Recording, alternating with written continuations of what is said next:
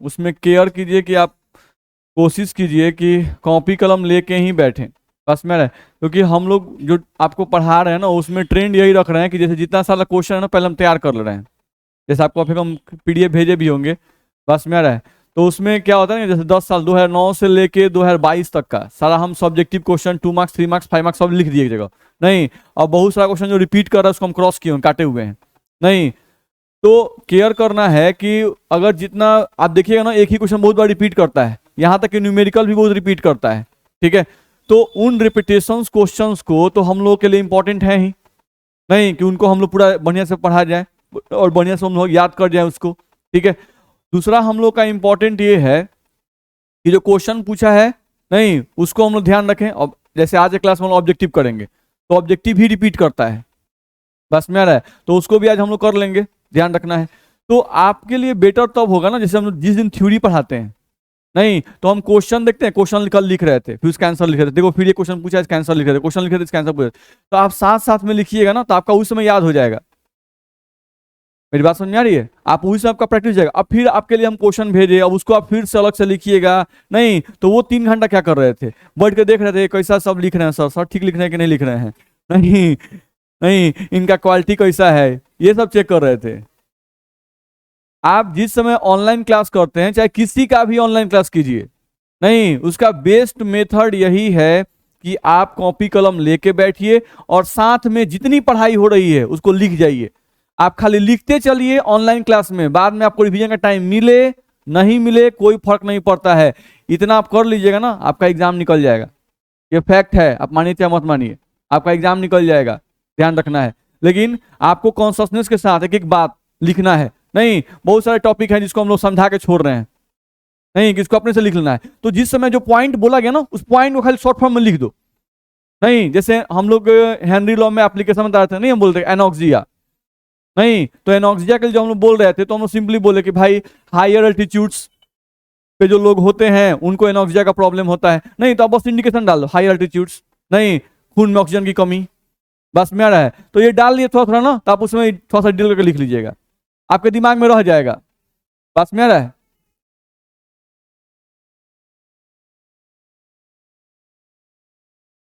हाँ सर बोलिए।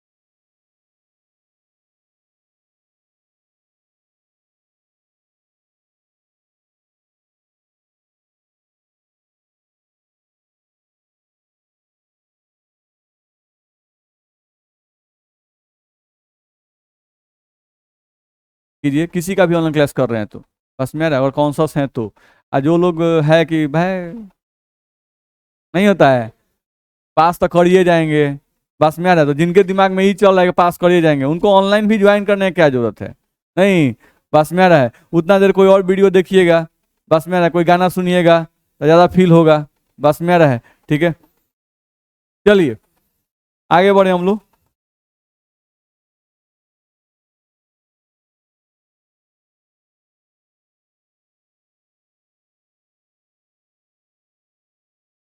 देखा जाए तो हम लोग को देख रहे हैं केमिस्ट्री इन एवरीडे लाइफ का अगला पॉइंट हम लोग को देखना है क्या है इसमें, चेक किया जाए। एंटी माइक्रोबियल्स, अगला टॉपिक हम लोग का इसमें दिया हुआ है एंटी माइक्रोबियल्स, ठीक है, जिसको बोल रहे हैं प्रति सूक्ष्म जैविक। ध्यान रखना है, प्रति सूक्ष्म जैविक, ठीक है। तो क्या लिखा हुआ है इसके बारे में थोड़ा पढ़ते हैं। प्रति सूक्ष्म जैविक के बारे में क्या लिखा हुआ है थोड़ा पढ़ा जाए। यहां लिख रहा है कि वैसी औषधियां जिनका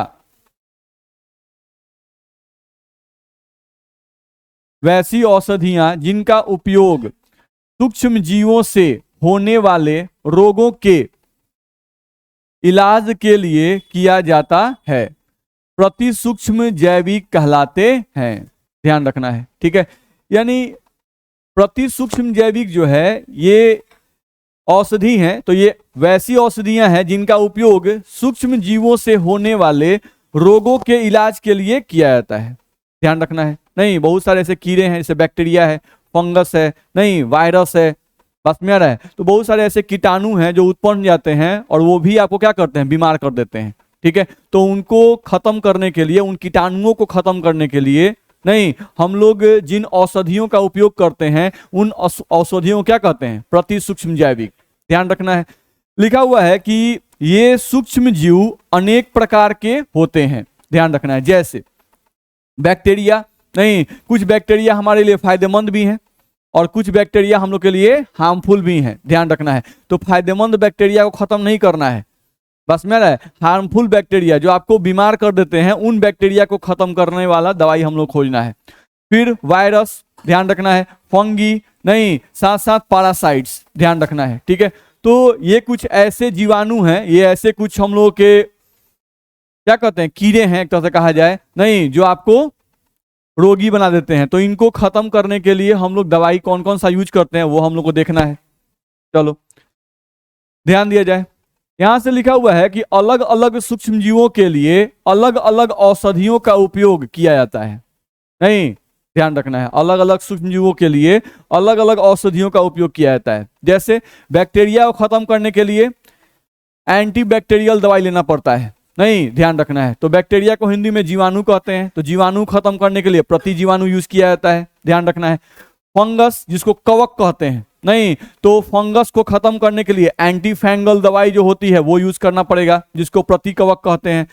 वायरस के लिए एंटीवायरस यूज किया जाता है, जिसको प्रति वायरस कहते हैं। और पैरासाइट यानी परजीवी के लिए प्रति परजीवी का उपयोग किया जाता है, जिसको एंटी पैरासिटिक कहते हैं।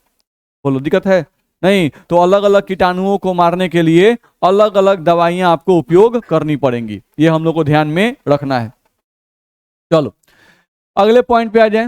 नहीं, तो क्या दे रहा है, यहां से बोल रहा है कि एंटीबायोटिक्स, प्रति जैविक, एंटीसेप्टिक तथा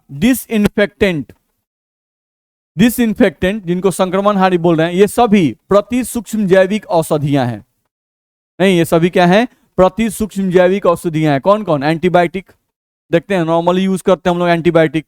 नहीं, थोड़ा भी तबियत खराब हुआ तो बुखार के दवाई से काम नहीं चल रहा है, नहीं, तो बुखार के दवाई के साथ एक एंटीबायोटिक ले लीजिए, लिखते हैं ना डॉक्टर जी, बस में आ रहा है, तो एंटीबायोटिक का यूज करते हैं। एंटीसेप्टिक, नहीं, तो एंटीसेप्टिक हम लोग खाते नहीं है, लगाते हैं। नहीं, जैसे डिटॉल खाते हैं, नहीं, बस में ना, डिटॉल हम लोग लगाते हैं। ध्यान रखना है। तो एंटीसेप्टिक का मतलब हुआ कि वैसे चीजों को जहां पर जिनको हम लोग ऊपर एक्सटर्नल यूज के लिए यूज करते हैं, ध्यान रखना है, एक्सटर्नल सरफेस के लिए यूज करते हैं, ध्यान रखना है, ठीक है। कहीं घाव हो गया, कहीं जल गया, नहीं, तो वो सब क्या होते हैं, एंटीसेप्टिक होते हैं। डिसइंफेक्टेंट, नहीं, तो डिसइंफेक्टेंट क्या होते हैं, घर में पोछा ओछा लगाने के लिए फिनॉल नहीं यूज करते हैं लोग, फिनाइल विनाइल यूज किया जाता है, तो वो सब क्या है, डिसइंफेक्टेंट है, बस में आ रहा है। तो ये जितने भी हैं, एंटीबायोटिक हो, एंटीसेप्टिक हो या डिसइंफेक्टेंट हो, ये सभी जो हैं कीटाणुओं को मारने वाली दवाइयां हैं, इसीलिए इनको क्या कहते हैं हम लोग, इसीलिए इनको क्या कहते हैं, प्रति सूक्ष्म जैविक औषधियां कहते हैं। बात समझ आ रही? अब बारी बारी से पढ़ा रहा है, जैसे पहले एंटीबायोटिक के बारे में पढ़ाया गया कि एंटीबायोटिक क्या है, ध्यान से पढ़ा जाए। एंटीबायोटिक्स यानी प्रति जैविक, नहीं, तो प्रति जैविक के बारे में कुछ पॉइंट है जिनको हम लोग को ध्यान रखना है। क्या लिख रहा है, शुरू में एंटीबायोटिक का निर्माण सूक्ष्म जीवों के द्वारा उत्पन्न रसायनों की मदद से किया जाता था। नहीं, शुरू में एंटीबायोटिक का निर्माण सूक्ष्म जीवों के द्वारा उत्पन्न रसायनों की मदद से किया जाता था। नहीं, यानी कुछ ऐसे बैक्टीरिया हैं जो आपके बॉडी को हार्म पहुंचाते हैं, नहीं, साथ साथ कुछ ऐसे बैक्टीरिया भी हैं जो आपके बॉडी को फायदेमंद है आपके बॉडी के लिए। तो वो बैक्टीरिया नहीं जो आपके बॉडी के लिए फायदेमंद हैं, वो भी कुछ रसायन उत्पन्न करते हैं। उन रसायनों को इकट्ठा किया गया, नहीं, और उन रसायनों का इकट्ठा करके जो खराब रसायन थे उनको खत्म किया गया। मेरी बात समझ में आ रही है? हम क्या बोल रहे हैं? दिक्कत है इसमें? नहीं। तो हम लोग क्या कर रहे हैं, जैसे ये कहानी कुछ ऐसे है कि एक चोर को पकड़ना है, नहीं, तो दूसरे चोर का उपयोग कर दीजिए, बस में आ रहा है, ठीक है। या एक जहर को खत्म करना है तो दूसरे जहर का उपयोग किया जाता है, पता है ना। जैसे सांप का जहर चढ़ता है तो उस जहर को काटने के लिए फिर आपको जहर ही खिलाया जाता है, बस में आ रहा है, ठीक है। तो ये आपको ध्यान में रखना होगा। तो सेम वही चीज है कि शुरू में जो एंटीबायोटिक दवाइयां बनाई जाती थी उनका निर्माण कैसे होता था, नहीं, तो जो सूक्ष्म जीवे हैं, जो कुछ कीड़े ऐसे थे, जिन कीड़ों के द्वारा जो रसायन उत्पन्न होता था, उन्हीं रसायनों के मदद से, नहीं, हम लोग कीड़ों को मारने का दवाई भी बनाते थे। ध्यान रखना है। तो वही हम लोग को लिखा हुआ है फर्स्ट पॉइंट में। सेकेंड पॉइंट आओ, ये रसायन अन्य सूक्ष्म जीवों की वृद्धि को रोकते हैं अथवा उनका पूर्णतः विनाश करते हैं। नहीं, तो ये जो रसायन होते हैं ये क्या करते हैं, या तो आपके अंदर जो बैक्टीरिया है उस बैक्टीरिया के वृद्धि को रोकते हैं, नहीं, ताकि वो बढ़ नहीं सके आपके बॉडी में, और क्या करते हैं, अथवा उनका पूर्णतः विनाश करते हैं। बस में आ रहा है ना। पूर्णतः विनाश का मतलब जड़ से खत्म, सही बात है। लेकिन जैसे जैसे संश्लेषण विधियों का विकास हुआ, नहीं, संश्लेषण विधियों का विकास हुआ का मतलब जैसे साइंस आगे बढ़ा, नहीं, तो जैसे साइंस आगे बढ़ा, साइंस का विकास हुआ, कुछ ऐसे रसायनों का प्रयोगशाला में संश्लेषण किया गया जो सूक्ष्म जीवों का विनाश करती थी, नहीं, यानी बाद में आगे चलकर, नहीं, हम लोग ऐसे रसायन का खोज कर लिए, ऐसे केमिकल का खोज कर लिए, बस में आ रहा है, जिन केमिकल के द्वारा बैक्टीरिया को मारा जा सकता है। नहीं तो पहले क्या उपाय था कि पहले वो कीड़ा खोजिए, नहीं, उस कीड़ा को बचा के रखिए, नहीं, वो जब रसायन उत्पन्न कर रहा है तो उस रसायन को इकट्ठा कीजिए। बस में आ रहा है। कहने में बड़ा आसान लगता है लेकिन एक्चुअली प्रोसेस बड़ा डिफिकल्ट होता है। बस में आ रहा है। और उनका फिर देखिए कि ये कितना प्रभावी है, कम प्रभावी है कि ज्यादा प्रभावी है। अगर कम प्रभावी है तो इसमें और कुछ केमिकल मिलाइए, बस में आ रहा है, तब जाके वो ज्यादा प्रभावी होगा, तब वो ज्यादा इफेक्टिव होगा और तभी वो क्या कर पाएगा, काम कर पाएगा। मेरी बात समझ में आ रही है? तो यहां से हम लोग को ये ध्यान रखना होगा कि जैसे जैसे संश्लेषण विधियों का विकास हुआ, नहीं, निर्माण विधियों का विकास हुआ, कुछ ऐसे रसायनों का प्रयोगशाला में संश्लेषण किया गया जो सूक्ष्म जीवों का विनाश करती थी। नहीं, तो बाद में धीरे धीरे साइंस आगे बढ़ा तो साइंस को लगा कि नहीं, कौन कीड़ा के फेर में पड़ेगा, नहीं, कुछ आर्टिफिशियल बनाया जाए, नहीं, कुछ ऐसा केमिकल्स हम लोग बना लें जिससे कीड़े का इंतजार नहीं करना पड़े, फटाफट हम लोग केमिकल्स को मिलाएं और एंटीबायोटिक हम लोग का बन जाए। ध्यान रखना है, ठीक है। चलो अगले पॉइंट पे आ जाएं। अर्थात अब प्रतिजैविकों का उत्पादन, यानी अभी के समय में जो प्रतिजैविकों का उत्पादन है, नहीं, उत्पादन पूर्ण अथवा आंशिक रूप से रासायनिक संश्लेषण के द्वारा किया जाता है। ध्यान रखना है। यानी अभी के समय में जो एंटीबायोटिक आपके बनते हैं वो या तो कंप्लीट रसायन ही रहते हैं, कंप्लीट आर्टिफिशियल रसायन, आर्टिफिशियल केमिकल कंपाउंड्स रहते हैं।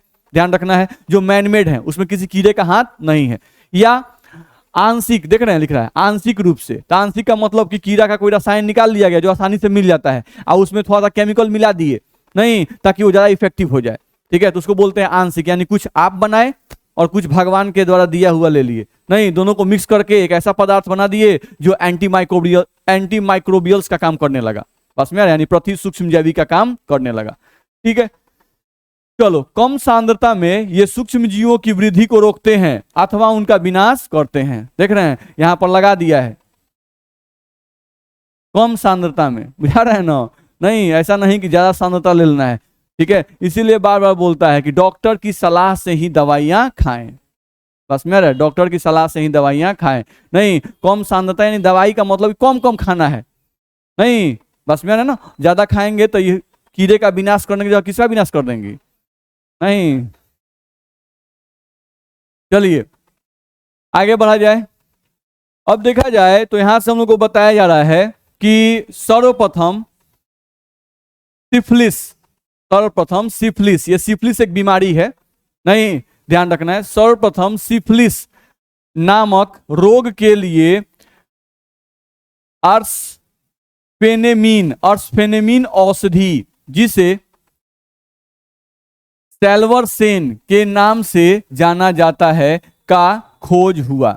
नहीं, ध्यान रखना है, यानी कि शुरू में जो कीटाणुओं के कारण आपको जो रोग होता था उस रोग का नाम क्या था? सिफिलिस। ध्यान रखना है, नहीं नाम भी भयंकर है, देख रहे हैं। ऐसा कुछ नाम होता कि बुखार था, दर्द था, नहीं तो याद रखना आसान होता है। नहीं, अब यहाँ बोल दिया वो बीमारी होता है, बताओ उसका नाम सिफिलिस। कुछ यूनिक नाम है भाई। नहीं, सिफिलिस नामक रोग के लिए क्या है? आर्सफेनेमिन औषधि। ध्यान रखना है, आर्सफेनेमिन औषधि, औषधि भी भयंकर है, ध्यान रखना है। आर्सफेनेमिन औषधि का उपयोग किया गया। इस आर्सफेनेमिन को एक और नाम से जानते हैं, नहीं सेल्वरसेन, क्या बोलते हैं इसको? सेल्वरसेन के नाम से जाना जाता है, उसी का खोज हुआ, ध्यान रखना है। चलो, जबकि सेल्वरसेन मानव के लिए विषैली होती है, सेल्वरसेन जो है ये मानव के लिए क्या होती है? विषैली होती है, इसीलिए इसको कम मात्रा में लेना जरूरी है। ज्यादा मात्रा में लेंगे और ज्यादा हार्मफुल हो जाएगा। परंतु इसका प्रभाव स्पाइरोकिट जीवाणु पर जो सिफिलिस उत्पन्न करता है पर ज्यादा पड़ता है। नहीं, यानी जो सिफिलिस जो बीमारी है, ये बीमारी किस कीड़े के द्वारा होता है? नहीं, स्पाइरोकिट, ध्यान रखना है। ये स्पाइरोकिट जो है इसी के उत्पन्न होने के कारण आपको ये सिफिलिस नामक बीमारी होती है, ध्यान रखना है। तो ये सब कनेक्टेड है। नहीं, सबसे पहले हम लोग को ध्यान हुआ कि भाई स्पाइरोकिट एक कीड़ा है, नहीं उसके कारण जो बीमारी होता है वो कौन होता है? सिफिलिस होता है। सिफिलिस का दवा क्या है? नहीं तो आर्सफेनेमिन है, नहीं या उसी को सेल्वरसेन के नाम से भी जानते हैं। नहीं, तो ये सब पॉइंट लिंक्ड है, ध्यान रहेगा। चलिए, तो यहां से हम लोग कहा गया कि सिल्वरसेन विषैला तो है, नहीं ऐसे मत खाइएगा, जब तक आपको सिफिलिस बीमारी नहीं होता है तब तक नहीं खाना है, बस मेरा सिफिलिस बीमारी हो जाए तब खाइए, तो आपके बॉडी को इफेक्ट नहीं करेगा, जो कीड़ा उत्पन्न है उसको इफेक्ट करेगा, ठीक है। चले आगे चलकर फिर एक प्रतिजैविक की खोज हुई जिसे प्रोन्टोसिल, नहीं इसको क्या कहते हैं हम लोग? प्रोन्टोसिल कहते हैं, ध्यान रखना है। इसकी संरचना सेल्वरसेन से मिलती जुलती है। इसकी संरचना क्या होती है? सेल्वरसेन से मिलती जुलती है, ध्यान रखना है। यानी जो सिफिलिस बीमारी हुआ था उसका शुरू में जो खोज हुआ, नहीं वो सेल्वरसेन था दवाई, बाद में चल के दवाई क्या खोजा गया? प्रोन्टोसिल। क्या खोजा गया? प्रोन्टोसिल। तो ये सब आपको ध्यान में रखना है। चलिए देखा जाए, जल्द ही यह खोज लिया गया कि शरीर में प्रोन्टोसिल एक सल्फेनिल एमाइड में बदल जाती है। नहीं, जैसे ध्यान रखना है कि प्रोन्टोसिल एक दवाई है, नहीं जो सिफिलिस नामक रोग के लिए यूज किया जाता है, ठीक है। तो ये जो प्रोन्टोसिल था, ये प्रोन्टोसिल में बहुत सारे कंपाउंड्स होंगे, नहीं बहुत सारे कंपाउंड्स को जब हम मिलाते हैं तब जाके एक दवा बनता है, ध्यान रखना है। तो अब ये प्रोन्टोसिल बहुत सारे दवाइयों को, बहुत सारे रसायनों को मिलाकर बना था, ठीक है। अब जब ये बॉडी में गया, साइंस और आगे बढ़ा, नहीं तो बॉडी में जब हम प्रोन्टोसिल खाते थे तो प्रोन्टोसिल में कौन सा कंपाउंड एक्चुअली ज्यादा काम का है, कौन सा कंपाउंड है जो जाके एक्चुअली रोग का इलाज करता है, ये पता किया गया। तो जब ये पता किया गया तो मालूम चला, अच्छा ये जो प्रोन्टोसिल है, इस प्रोन्टोसिल में एक कंपाउंड होता है, कौन? सल्फेनिलएमाइड। नहीं, ये जो सल्फेनिलएमाइड है एक्चुअली यही हमारे काम का है, बाकी जो हम लोग कंपाउंड प्रोन्टोसिल में डाले हुए हैं वो उतने काम का नहीं है। नहीं तो काहे नहीं और सबको छटका दिया जाए, नहीं और इसी को बनाया जाए, बनाने में मेहनत भी कम लगेगा, जो एक्टिव है उसी को बनाया जाए, नहीं जो हमारे काम का है वही दवाई खाया जाए, काहे के लिए एक्स्ट्रा चीज खाते रहेंगे, ध्यान रखना है। तो चलो फिर से पढ़ लो। जल्द ही यह खोज लिया गया कि शरीर में प्रोन्टोसिल एक सल्फेनिलएमाइड में बदल जाती है। यही सल्फेनिलएमाइड बैक्टीरिया पर अपना असर दिखाती है और उसे खत्म करती है। नहीं तो ध्यान रखना है, प्रोन्टोसिल में काम का चीज कौन है? सल्फेनिलएमाइड, यही हमारे काम का चीज है, ध्यान रखना है, ठीक है। तब वैज्ञानिकों ने कई सल्फा औषधों की खोज की। नहीं, इसके आधार पर वैज्ञानिकों ने बहुत सारे सल्फा औषधियों की खोज की, ध्यान रखना है। इन सभी सल्फा औषधों में एक प्रभावशाली औषध है जिसे सल्फापिरिडीन, जिसे क्या कहते हैं? सल्फापिरिडीन कहते हैं। नहीं, अब सबको कनेक्ट करो एक साथ। बीमारी क्या था? सिफिलिस, ध्यान रखना है, सबको एक बार कनेक्ट कर लो। नहीं सॉरी, देखा जाए, हम लोगों का बीमारी कौन था? सिफिलिस। किससे होता है? स्पाइरोकीट से। इलाज क्या है? आर्सेफेनिन औषधि सबसे पहले, नहीं उसी को सेल्वरसेन कहते हैं, ध्यान रखना है। बाद में कौन दवाई आया? प्रोंटोसिल। नहीं, बाद में हम लोग का दवा कौन सा आया? प्रोंटोसिल। तो जरूर प्रोंटोसिल जो होगा वो हम लोग का सेल्वरसेन से अच्छा होगा। नहीं, अगर वही अच्छा होता तो इसकी खोज ही नहीं हुई होती, ध्यान रखना है। नहीं, तो ये ज्यादा बेटर था। अब प्रोंटोसिल से भी ज्यादा बेटर कौन हो गया? ये सब सिफिलिस का ही इलाज है। अब कौन आ गया? सल्फापिरिडीन, ध्यान रखना है। नहीं, तो हम लोग को ध्यान रखना होगा कि जैसे जैसे साइंस आगे बढ़ता गया वैसे वैसे दवाओं का रूप क्या होता है? चेंज होते जाता है। नहीं, जैसे जैसे साइंस आगे बढ़ता है, देखते हैं मोबाइल का रूप कैसे चेंज कर रहा है, नहीं चेंज कर रहा है। पहले क्या था, अब क्या हो गया, बस में आ रहा है। देखा जाए, प्रतिजीवाणुओं का सूक्ष्म जीवों पर नाशक अथवा निरोधक प्रभाव होता है, ध्यान रखना है। यानी जो आप दवाइयां खाते हैं वो दवाइयां दो काम करती हैं। जो दवाइयां आप खाते हैं वो दो काम करती हैं, या तो आपके अंदर जो कीड़ा उत्पन्न हो रहा है उस कीड़े का ग्रोथ रोक देती हैं, नहीं, या उसका नाश कर देती हैं। बस में आ रहा है ना? चलो, तो यहां से लिखा गया है कि जीवाणुनाशी, यानी कि कीड़ा को मारने वाला, जड़ से खत्म करने वाला। बस में आ रहा है? नहीं, कौन कौन सा दवाई है वो लिखा गया। बस में आ रहा है? जीवाणु निरोधी, यानी कि उनके ग्रोथ को रोकने वाला, यानी आप चाहते हैं कि बस बैक्टीरिया का जो ग्रोथ हो रहा था वो रुक जाए। नहीं, बात में आ रहा है? क्योंकि किसी किसी बैक्टीरिया का ग्रोथ आपके बॉडी के लिए जरूरी है। नहीं, कोई कोई कीड़े जो हैं वो आपके बॉडी के लिए क्या है? जरूरी है, ध्यान रखना है। ठीक है, तो उनका ग्रोथ एक एप्रोप्रिएट मात्रा तक जरूरी है। Excess of anything is bad. बस में रहा है? ज्यादा हो गया तो काम गड़बड़ा गया। नहीं, तो उनको रोकने के लिए हम लोग कुछ दवाइयों का यूज करते हैं। तो जीवाणुनाशी दवाइयां कौन कौन सी हैं? पेनिसिलिन है, एमिनोग्लाइकोसाइड है और अफ्लोक्सासिन है, ध्यान रखना है। वैसे ही जीवाणु निरोधी कौन कौन सी हैं? एरिथ्रोमाइसिन, टेट्रासाइक्लिन है और क्लोरमफेनिकॉल है। अब इनमें ये ज्यादा इंपॉर्टेंट है, बिहार बोर्ड का ये फेवरेट है, ध्यान रखना है। नहीं, बहुत बार इसे क्वेश्चन पूछ चुका है, दिक्कत है।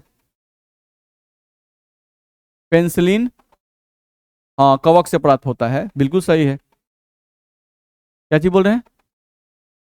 क्यों नहीं होता है? अभी तो लोग पढ़ रहे थे एंटी माइक्रोबियल्स को।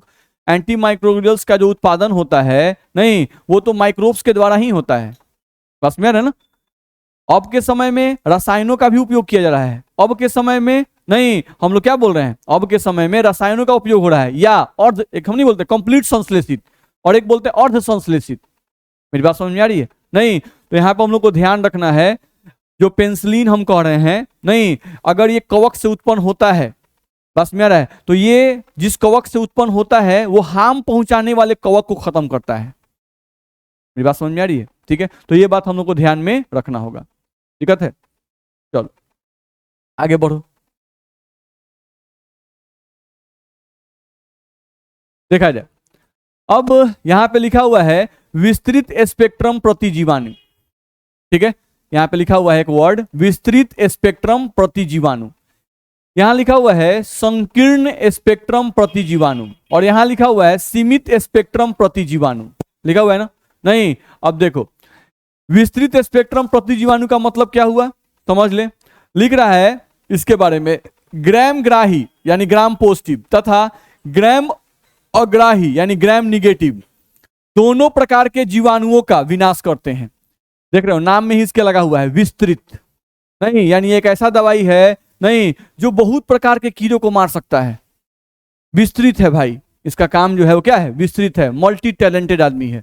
नहीं, ग्राम पॉजिटिव वाले को भी मारेगा, ग्राम निगेटिव वाले को भी मारेगा। देख रहे हैं, ग्राम ग्राही तथा ग्राम अग्राही दोनों प्रकार के जीवाणुओं का विनाश करते हैं, ध्यान रखना है, अथवा निरोध करते हैं। एग्जाम्पल, इनके एग्जाम्पल कौन से हैं? हम लोग का एम्पिसिलिन है, नहीं, और हम लोग का है एमो, पढ़ लीजिएगा, ये दोनों पेंसिलिन के ही रूपांतरण है। देख रहे हैं, फिर से पेंसिलिन आ गया। देख रहे हैं, ये दोनों पेंसिलिन के ही रूपांतरण है। यानी रूपांतरण का मतलब पेंसिलिन अगर कवक से उत्पन्न होता है नहीं तो उस पेंसिलिन में और कुछ रसायन मिलाया गया और मिलाकर इन दोनों दवाइयों का निर्माण किया गया नहीं। और ये दोनों दवाइयां जो हैं वो किस प्रकार की हैं? विस्तृत स्पेक्ट्रम प्रतिजीवाणु है, यानी कि ये ज्यादा प्रकार के कीटाणुओं को मार सकती हैं, अलग अलग प्रकार के कीटाणुओं को मार सकती हैं। ठीक है, आ गया संकीर्ण स्पेक्ट्रम प्रतिजीवाणु नहीं, संकीर्ण स्पेक्ट्रम तो क्या लिख रहा है? ये ग्राम ग्राही या ग्राम अग्राही जीवाणुओं के विरुद्ध प्रभावी होते हैं नहीं। यानी कि संकीर्ण स्पेक्ट्रम जो होते हैं वो या तो कुछ दवाइयां ऐसी होंगी जो ग्राम ग्राही को मारेंगी, या कुछ ऐसी दवाइयां होंगी जो ग्राम अग्राही जीवाणुओं को मारेंगी नहीं। ये जो दवाई, इसके कैटेगरी में जो दवाई आएगा वो दोनों पर इफेक्टिव नहीं होगा। मेरी बात समझ में आ रही है? ठीक है, चलो जैसे एग्जांपल इसका दिया गया पेंसिलिन जी। चलो, लिमिटेड स्पेक्ट्रम एंटीबायोटिक, इसमें दवा का नाम नहीं दिया एनसीईआरटी में, हम भी नहीं लिखे हैं नहीं। सीमित स्पेक्ट्रम प्रतिजीवाणु, तो ये क्या है भाई? केवल एक जीवाणु अथवा केवल एक रोग पर प्रभावित होते हैं, ध्यान रखना है। यानी ऐसे दवाई हैं जो सिर्फ एक कीटाणु के लिए यूज होते हैं, किसी खास प्रकार कीटाणु के लिए कोई खास दवाई बनाया गया नहीं, उसके लिए काम में आएंगे, ध्यान रखना है। अब जैसे क्या होता है, ग्राम ग्राही बोल रहा है तो ग्राम ग्राही में भी बहुत सारे और भी कीड़े होते होंगे, और सारे जीवाणु होते होंगे, और सारे बैक्टीरिया होते होंगे, ध्यान रखना है नहीं। ग्राम ग्राही यानी ग्राम पॉजिटिव में भी कुछ होते होंगे और ग्राम निगेटिव में भी कुछ होते होंगे। तो ये जो दवाइयां है, ये दवाई क्या करेगा? अब ग्राम पॉजिटिव में भी जो एक कीड़ा होगा उसको मारने के लिए स्पेसिफिक दवाई ये वाला होगा। मेरी बात समझ आ रही है ना? चलो आगे बढ़ सकते हैं हम लोग। देखा जाए, यहां से हम लोग को दिया गया नहीं क्लोरमफेनिकॉल नहीं, क्लोरामफेनिकॉल। तो क्लोरामफेनिकॉल जो दिया हुआ है इसको बोल रहा है कि ये ब्रॉड स्पेक्ट्रम एंटीबायोटिक है, यानी विस्तृत स्पेक्ट्रम प्रतिजैविक है, ध्यान रखना है। ठीक है, चलो क्या लिख रहा है? यह जठरांत्र क्षेत्र नहीं, जठरांत्र क्षेत्र का मतलब हम लोग का पेट नहीं, भयंकर लिखा हुआ है, हल्दी की तरह पेटे में नहीं, यह पेट में अति शीघ्र अवशोषित हो जाता है। बस में आ रहा है? ठीक है, ये अति शीघ्र क्या होता है? अवशोषित हो जाता है, यानी आसानी से हम लोग के बॉडी में एब्जॉर्ब हो जाता है। इसलिए यानी ये जो क्लोरमफेनिकॉल है इसका यूज कहां कहां किया जाता है? ठीक है, तो इसका यूज कहां कहां करते हैं? इससे टाइफाइड नहीं, पेचिस, पेचिस का मतलब डिसेंट्री, डिसेंट्री मतलब उल्टी उल्टी होता है नहीं, तीव्र ज्वर यानी कि एक्यूट फीवर नहीं, कुछ मूत्र संक्रमणों नहीं, certain form of urinary expression infection, और तानिका शोध जिसको मेंजाइटिस कहते हैं नहीं, तथा न्यूमोनिया नहीं, न्यूमोनिया लिखा हुआ है, जैसे रोगों में खिलाया जाता है, ध्यान रखना है। यानी क्लोरमफेनिकॉल जो है ये इतनी सारी, ध्यान रखना है क्योंकि नाम ही देख रहे हो ब्रॉड स्पेक्ट्रम है। ब्रॉड स्पेक्ट्रम का मतलब ऐसी दवा जो बहुत सारे रोगों में आपके काम आए, ध्यान रखना है। तो क्लोरमफेनिकॉल एक ऐसा दवा है जो इन सब में आपके काम आता है, ध्यान रखना है। बुखार है तो वो खा लीजिए, बस में आ रहा है नहीं, डिसेंट्री है तो वो खा लीजिए, निमोनिया है तो वो खा लीजिए, मेंजाइटिस है तो वो खा लीजिए, बस में आ रहा है, कुछ है खा लीजिए, ऑलराउंडर है। एवं अच्छा बात रही है, सही बात है। चलिए देखा जाए, यहां से हम लोग को दिखा जाए तो दिया हुआ है वेकोमाइसिन नहीं और अक्लोक्सिन अन्य महत्वपूर्ण विस्तृत स्पेक्ट्रम प्रतिजीवाणु हैं, ध्यान रखना है। तो आपको ये भी ध्यान रखना है कि विस्तृत स्पेक्ट्रम में एक आपका क्लोरमफेनिकॉल भी आ गया था नहीं, और साथ साथ ये भी दोनों आपके आ गए, ध्यान रखना है, जिनको आपको ध्यान में रखना है।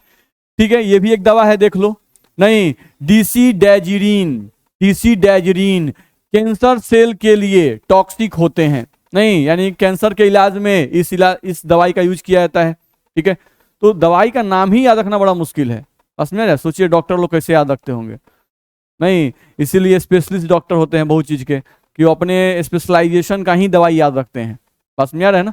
तो ये सब दवा है, डीसीडैजिरीन कैंसर सेल के लिए टॉक्सिक होते हैं, याद रहेगा? ये सब नहीं याद रहेगा? चलिए देखिए, ये सब पढ़ाने का सेंस ये नहीं है कि आपको दवाइयों का नाम याद रहे, बस मेरा है। दवाइयों का नाम याद करने का कुछ रूल होता है, उसको हम लोग सीखेंगे, बस मेरा अभी हम लोग पढ़ ले रहे हैं। जिस समय इस चैप्टर को हम रिवीजन कराएंगे ना, तो पहले तो जितना प्रीवियस ईयर क्वेश्चन तो कराएंगे नहीं, उसके बाद जो दवाइयाँ हम लोग का मैक्सिमम पूछती हैं उनको हम लोग इकट्ठा कर लेंगे। नहीं, दवाइयों को याद करने कुछ ट्रिक बनाएंगे जिसको हमको याद हो जाए आसानी से। तो ये सब बनाया जाता है, जो लोग भी बायोलॉजी पढ़ते हैं, जो बायोलॉजी जो टीचर लोग पढ़ाते हैं वो बनाते हैं, बस मेरा है ना, याद करने के लिए अपना ट्रिक बनाते हैं ताकि उनको याद रहे। ठीक है, तो हम लोग भी कोशिश कर रहे हैं कि उनसे कॉन्टेक्ट बना के थोड़ा सा हम लोग नहीं, उनसे थोड़ा सा हम लोग ट्रिक लें कि सर कैसे कैसे आप लोग बताते हैं, क्या क्या होता है, थोड़ा बहुत हम लोग कोशिश कर रहे हैं। ठीक है, तो ये एग्जाम में इससे आएगा क्वेश्चन, तो क्वेश्चन छूटेगा नहीं। हाँ, ये जरूर है कि दवाइयों का नाम तो हम याद करवा देंगे, बात फैक्ट है, नहीं जितना आता है उतना से काम आपका चल जाएगा, लेकिन जो कॉन्सेप्ट है वो आपको याद रखना पड़ेगा। नहीं, जैसे प्रति सूक्ष्म जैविक जो दवाइयां हैं वो किस काम में आती हैं, बस में आ रहा है। एंटीबायोटिक नहीं, कहाँ यूज में आता है। क्लोरोफेनिकॉल जो पढ़े, ये किस किस एथी के लिए है, किस किस बीमारी के इलाज में यूज किया जाता है, ये विस्तृत है कि सीमित है कि कौन सा है, तो ये सब उसमें नहीं आएगा। ये सब आपको इसी से डिटेलिंग मिलेगा, बस में आ रहा है ना, बुझा रहा है गधा सब। देखा जाए प्रतिरोधी नहीं या विषक्रामी, रोगाणुनाशी, एंटीसेप्टिक एंड डिसइंफेक्टेंट, देखा जाए तो लिख रहा है ये दोनों भी ऐसे रसायन हैं जो सूक्ष्म जीवों का विनाश करते हैं अथवा उनकी वृद्धि को रोकते हैं। चलो, सबसे पहले पढ़ाया गया है प्रतिरोधी, एंटीसेप्टिक नहीं, प्रतिरोधी यानी कि एंटीसेप्टिक। अब एंटीसेप्टिक का उपयोग कहाँ करते हैं, तो ये नहीं होता है। अब ये आपको याद करना पड़ेगा कि भाई एंटीसेप्टिक कहाँ यूज में आता है, बस में आ रहा है। ठीक है, चलो, इनका उपयोग सामान्यतः घाव, चोट, अल्सर और रोगग्रस्त त्वचा की सतह पर लगाने के लिए किया जाता है। नहीं, इसका एग्जाम्पल यानी इनके लिए कौन सी दवा यूज किए जाते हैं, नहीं तो प्यूरासिन है, नहीं और सोफ्रामाइसिन है, नहीं और कौन है, डिटॉल है, बस में आ रहा है। तो ये हम लोग को ध्यान रखना पड़ेगा कि एंटीसेप्टिक के लिए कौन कौन सा चीज यूज किया जाता है, वो आपको ध्यान में होना चाहिए। चलो, तो ये सब चीज जो है ना, इसको एक बार अपने से लिखिएगा, लिख के सबको याद कीजिएगा, ध्यान रखना है। इन्हें प्रतिजीवाणुओं की तरह खाया नहीं जाता, बुझ रहे हैं ना, इसे लिखा था लगाया जाता है नहीं, इसको खाया नहीं जाता है। चलिए, डेटॉल, डेटॉल एक एंटीसेप्टिक है, नहीं तो डेटॉल एंटीसेप्टिक है, तो ये क्वेश्चन पूछ चुका है कि डेटॉल में क्या क्या उपस्थित रहता है, नहीं तो ये नाम याद रखना होगा कि डेटॉल में क्या क्या चीज को मिला के बना हुआ है। तो डेटॉल आपका बना हुआ है क्लोरोजाइलिनाल नहीं तथा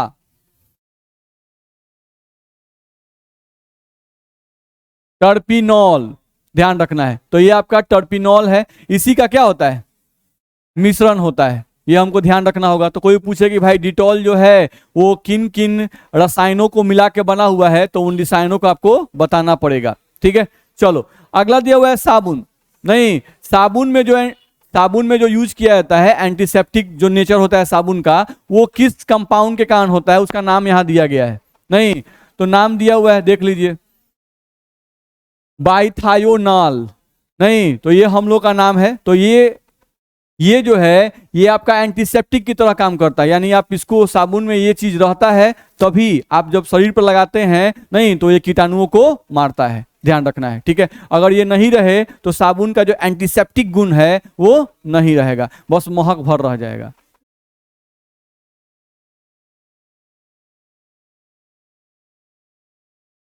देखा जाए आयोडीन का टिंचर, नहीं ध्यान रखिएगा, ये भी बिहार बोर्ड का फेवरेट क्वेश्चन है।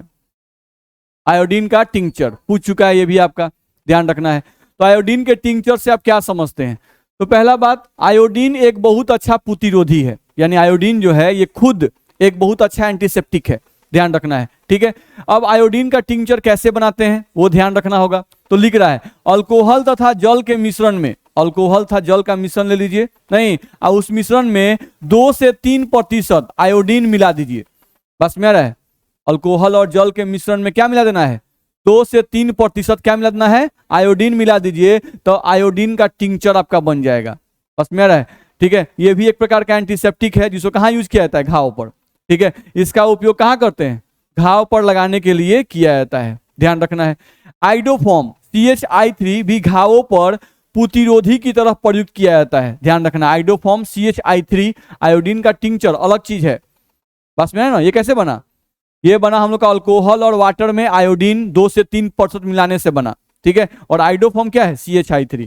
तो आइडोफॉर्म जो है ये भी अगर आप घाव पे लगाते हैं तो ये भी आपको क्या करेगा? घाव से आराम देगा। ये भी एक एंटीसेप्टिक की तरह काम करता है आइडोफॉर्म, ठीक है। बोरिक अम्ल का तनु जलीय विलयन आंखों के लिए दुर्बल प्रतिरोधी है, ध्यान रखना है। नहीं यानी कि पानी भरपूर मात्रा में ले लीजिए, बस में आ रहा है, और उसमें 1 ड्रॉप बोरिक एसिड डाल दीजिए। 1 गिलास पानी ले लीजिए और उस 1 गिलास पानी में बोरिक एसिड कितना डाल दीजिए? 1 ड्रॉप बोरिक एसिड डाल दीजिए और एक सोल्यूशन बना दीजिए, ठीक है। और उस सोल्यूशन को बनाकर आप चाहें तो आंख में उसका यूज कर सकते हैं, ध्यान रखना है, ठीक है।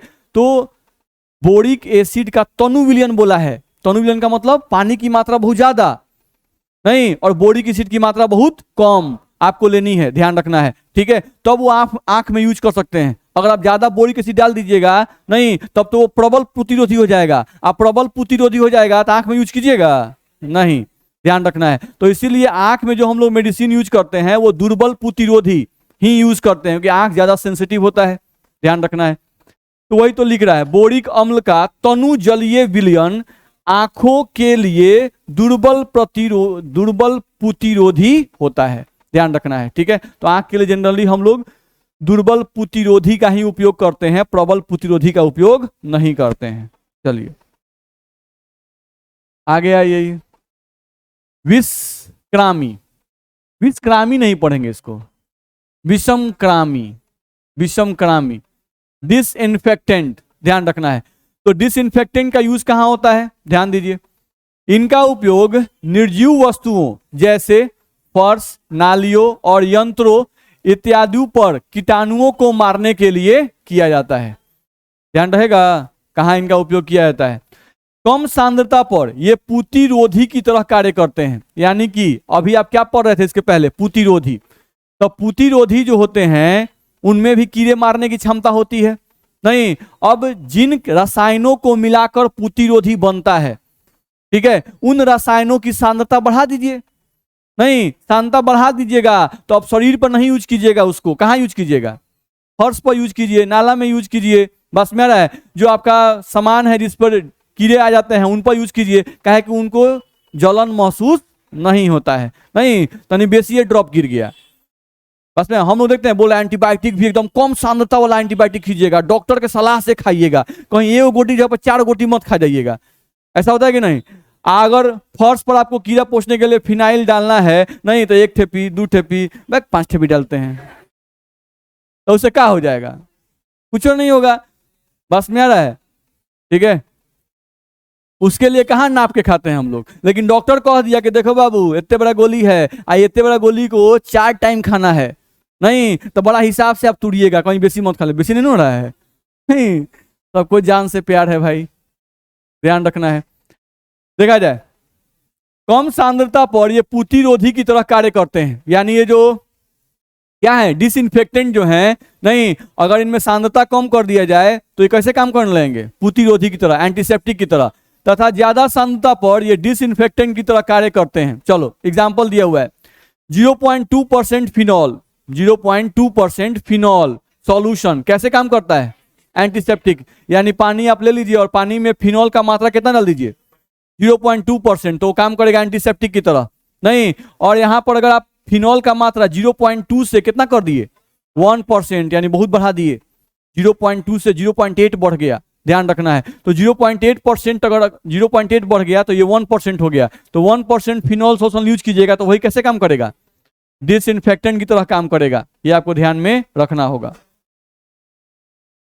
चलिए फिर यहां दे रहा है 0.2 से 0.4 ppm क्लोरीन का जल में विलयन डिसइंफेक्टेंट की तरह कार्य करता है, ध्यान रखना है, ठीक है। जैसे ब्लीचिंग एक्शन ऑफ क्लोरीन आप पढ़े होंगे, नहीं होता है कभी पानी में कीड़ा उड़ा हो जाता है, पानी खराब होने लगता है नहीं, तो जो बड़ा सा टंकी होता है नहीं उसमें क्या करते हैं? यही करते हैं, 0.2 से 0.4 क्लोरीन लेके मिला दीजिए, बस में पीपीएम। पीपीएम का मतलब बुझ रहे हैं ना, 10 का पावर 6 ग्राम सॉल्यूशन में 10⁶ का मतलब हो गया 10 लाख, नहीं 10 लाख ग्राम पानी, नहीं 10 लाख ग्राम पानी है, उसमें क्लोरीन कितना ग्राम मिलाना है? 0.2 ग्राम मिलाना है। नहीं 10 लाख ग्राम पानी में 0.2 ग्राम क्लोरीन मिला दीजिएगा तो पानी में उपस्थित सभी कीड़ों को मार देगा, ध्यान रखना है। Water plus low concentration of SO2, नहीं पानी ले लीजिए और उसमें थोड़ा सा SO2 मिला दीजिए तो वो भी कैसे काम करता है? डिसइंफेक्टेंट की तरह काम करता है। तो ये सब डिसइंफेक्टेंट है आपके। चलिए अगला आ जाए, हम लोग को लिखा हुआ है एंटी फर्टिलिटी ड्रग्स, नहीं प्रतिजनन क्षमता औषध, ध्यान रखना है। क्या लिख रहा है? इन औषधियों का उपयोग जनन नियंत्रण के लिए किया जाता है, ध्यान रखना है, जनन नियंत्रण के लिए किया जाता है, ठीक है। चलो इन गोलियों में मुख्यतः क्या होता है भाई?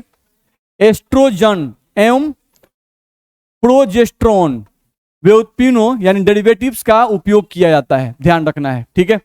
चलो यहां लिखा हुआ है कि दोनों ही यौगिक हार्मोन होते हैं, ठीक है।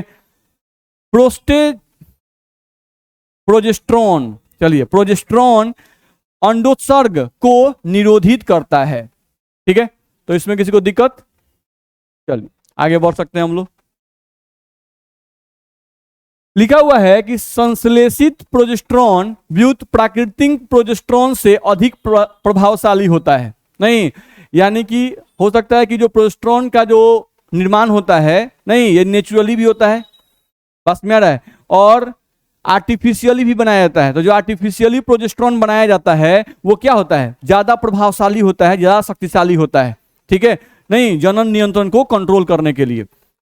चलो अब यहां से लिखा हुआ है नॉर एथिनड्रॉन संश्लेषित प्रोजेस्ट्रॉन व्युत्पन्न का एक उदाहरण है, ध्यान रखना है, ठीक है। यानी ये जो है ये संश्लेषित प्रोजेस्ट्रॉन व्युत्पन्न का एक उदाहरण है जो व्यापक रूप से, व्यापक मतलब बहुत ज्यादा मात्रा में, जनन नियंत्रण गोलियों के रूप में प्रयुक्त किया जाता है, ध्यान रखना है, ठीक है। तो ये आपका मेन दवाई हुआ, ध्यान रखना है। चलो फिर यहां पे एक लंबा चौड़ा नाम लिखा हुआ है एथाइनिल एस्ट्राडाइल, नहीं एथाइनिल एस्ट्राडाइल, जिसको कहते हैं नोएस्ट्रॉल, एक एस्ट्रोजन व्युत्पन्न है जो प्रोजेस्ट्रॉन व्युत्पन्न के साथ जनन नियंत्रण गोलियों में प्रयुक्त होता है, नहीं यानी ओवरऑल आपको दवाई का नाम याद करना है, बस में रहा है, ठीक है, कि जनन नियंत्रण के लिए कौन सी दवाइयां उपयोग की जाती हैं तो वो ध्यान रखिएगा। तो मेन आपका जो है प्रोजेस्ट्रॉन है इसमें, बस में रहा है, ये आपको ध्यान रखना होगा। चलिए तो यहीं तक हम लोग का था, तो यहां से हम लोग का ये खत्म हो गया। अब अगला जो क्लास होगा उसमें हम लोग को पढ़ाना है कि जो खाना है, जो भोजन आपका होता है, नहीं उसमें हम लोग कौन कौन सा केमिकल यूज करते हैं और किस लिए यूज करते हैं उसके बारे में हम लोग को पढ़ना है, ठीक है। चलिए।